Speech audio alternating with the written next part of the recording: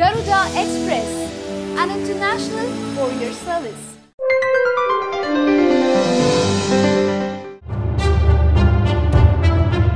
తమిళనాడు రాజకీయాలు మళ్లీ థ్రిల్లింగ్గా మారాయి. రెండాకుల గుర్తు కోసం ఎన్నికల సంఘం అధికారికి అన్నా డీఎంకే పార్టీ ప్రధాన కార్యదర్శి దినకరన్ లంచం ఇచ్చేందుకు చేసిన ప్రయత్నాలు ఇప్పుడు శశికళ వర్గాన్ని ఇరకాటంలో పడేశాయి. ఈ ఘటనలో ఇప్పటికే ఢిల్లీ పోలీసులు దినకరన్పై కేసు నమోదు చేశారు. ఇవాళ సమన్లు కూడా జారీ చేయనున్నారు. ఇదే కేసులో మధ్యవర్తి సుకేష్ చంద్రశేఖర్ను అరెస్ట్ చేశారు. అయితే అనూహ్యంగా మాజీ సీఎం పన్నీర్ సెల్వం, సీఎం పళనిస్వామి వర్గాలు మళ్లీ ఏకమయ్యేందుకు వ్యూహాలు కొనసాగిస్తున్నట్లు తెలుస్తున్నది. అన్నా డీఎంకే పార్టీలో ఉన్న రెండు ఫ్యాక్షన్ వర్గాలు మళ్లీ కలుసుకునే అవకాశాలు కనిపిస్తున్నాయి. ఇవాళ అన్నా డీఎంకేకు సంబంధించిన అమ్మా వర్గం ఎమ్మెల్యేలతో సీఎం పళనిస్వామి సమావేశం కానున్నారు.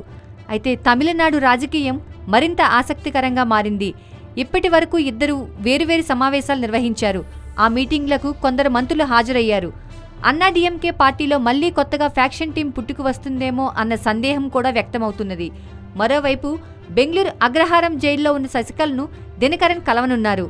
అయితే ఫ్యాక్షన్ వర్గాల కలయికపై వస్తున్న వార్తలను మాజీ సీఎం పన్నీర్ సెల్వం స్వాగతించారు.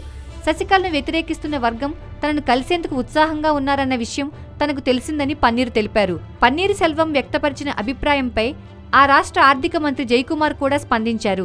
విలీనంపై తాము కూడా ఆసక్తిగా ఉన్నట్లు మంత్రి జయకుమార్ చెప్పారు. లోక్సభ డిప్యూటీ స్పీకర్ తంబిదురై కూడా పన్నీరు ఆహ్వానాన్ని స్వీకరించినట్లు తెలుస్తున్నది. ఈ క్షణం ఏం జరుగుతుందో అని తమిళ ప్రజలు ఆసక్తిగా ఎదురుచూస్తున్నారు. దినకరన్ అరెస్ట్ అయితే శశికళకు ఉచ్చు బిగుసుకున్నట్లే. ఎప్పుడైనా పళనిస్వామి ప్రభుత్వం పడిపోయే అవకాశాలు ఎక్కువ. మరోవైపు గవర్నర్ విద్యాసాగర్ రావు హుటాహుటిన చెన్నై చేరుకున్నారు.